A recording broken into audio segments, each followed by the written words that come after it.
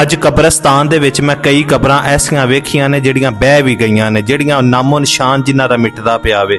ਤੇ ਮੈਂ ਉਹਨਾਂ ਦੇ ਪਿੱਛੇ ਜਦੋਂ ਸਰਚ ਕੀਤੀ ਇਹ ਵੇਖਿਆ ਤੇ ਉਹਨਾਂ ਕਈਆਂ ਦੇ ਵਿੱਚੋਂ ਉਹਨਾਂ ਦੇ 7-7 ਪੁੱਤਰ ਨੇ ਤੇ ਉਹ 7 ਪੁੱਤਰ ਆਪਣੇ ਆਪਣੇ ਕੰਮਾਂ ਕਾਰਾਂ ਦੇ ਵਿੱਚ ਮਸਰੂਫ ਨੇ। ਉਹਨਾਂ ਕੋਲ ਅੱਜ ਦੇ ਦਿਨ ਵੀ ਜਾਂ ਅੱਗੇ ਪਿੱਛੇ ਵੀ ਕੋਈ ਟਾਈਮ ਨਹੀਂ ਹੁੰਦਾ ਕਿ ਆ ਕੇ ਆਪਣੇ ਮਾਪਿਆਂ ਦੀਆਂ ਕਬਰਾਂ ਵੇਖ ਲਈਏ ਵੀ ਉਹ ਸਹੀ ਸਲਾਮਤ ਵੀ ਹਨ ਕਿ ਨਹੀਂ ਹਨ, ਵੀ ਬਹਿ ਤੇ ਨਹੀਂ ਗਈਆਂ, ਉਹਨਾਂ ਦਾ ਨਾਮੋ ਨਿਸ਼ਾਨ ਤੇ ਨਹੀਂ ਮਿਟਦਾ ਪਿਆ। ਉਹ ਮਿਟਦੀਆਂ ਪਈਆਂ ਨੇ ਤੇ ਉਹਨਾਂ ਦੀ ਮਿੱਟੀ ਪਾਉਣ ਵਾਲਾ ਜਾਂ ਸਵਾਰੀਆਂ ਕਬਰਾਂ ਕਰਨ ਵਾਲਾ ਪਿੱਛੇ ਕੋਈ ਨਹੀਂ। ਹਾਲਾਂਕਿ ਇਹ ਉਹ ਵਾਲदैन ਨੇ, ਇਹ ਉਹ ਵੱਡੇ ਵਡੇਰੇ ਨੇ ਜਿਨ੍ਹਾਂ ਨੇ ਆਪਣੀ ਔਲਾਦ ਦੀ ਖਾਤਰ ਨਹੀਂ ਕੋਈ ਵੇਖਿਆ ਅੱਗਾ, ਨਹੀਂ ਕੋਈ ਵੇਖਿਆ ਪਿੱਛਾ, ਸਭ ਕੁਝ ਆਪਣੀ ਔਲਾਦ ਦੀ ਖਾਤਰ ਕਰ ਦਿੱਤਾ ਹੈ। ਤੇ ਜਿਹੜੀ ਔਲਾਦ ਦੀ ਖਾਤਰ ਸਭ ਕੁਝ ਕੀਤਾ ਹੈ ਨਾ, ਅੱਜ ਉਸ ਔਲਾਦ ਦੇ ਕੋਲ ਇੰਨਾ ਟਾਈਮ ਵੀ ਨਹੀਂ ਕਿ ਉਹ ਆ ਕੇ ਕਬਰ ਤੇ ਫਾਤਿਹਾ ਪੜ੍ਹ ਜਾਣ ਜਾਂ ਉਹਨਾਂ ਕਬਰਾਂ ਨੂੰ ਸਿੱਧੀਆਂ ਪੱਧਰੀਆਂ ਕਰ ਜਾਣ।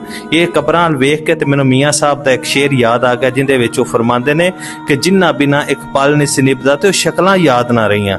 ਮੈਂ ਨਾ ਕਬਰਾਂ ਵੀ ਯਾਦ ਨਹੀਂ ਉਹਨਾਂ ਨੂੰ ਰਹੀਆਂ। ਔਰ ਦੂਸਰੀ कुरान पाक दी आयत में नाजल याद आ गई जिहड़ी अल्लाह पाक ने फरमाया सी कि तुम ऐसे बुला दिए जाओगे जैसे तुम थे ही नहीं।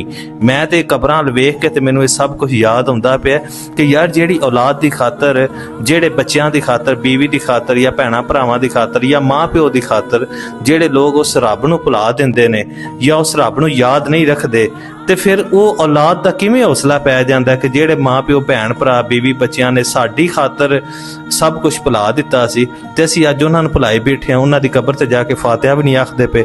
अल्लाह पाक दी ज़ात मेरे समेत सारिआं नूं हदायत ता फरमाए। इस वीडियो नूं ज़्यादा तो ज़्यादा शेयर करना है। पता की वजह है कि अगर मेरी एक गल भी किसी बंदे दी समझ च आ गई ना तो मेरा यह वीडियो बनाने दा मकसद पूरा हो जाना है, तो मेरे लिए जरिया निजात बन जाना है ते तुहाडे लिए भी, क्योंकि तुसीं जरिया बनोगे वीडियो शेयर करके। बड़ी मेहरबानी, बहुत शुक्रिया। अल्लाह पाक सलामत रखे जी।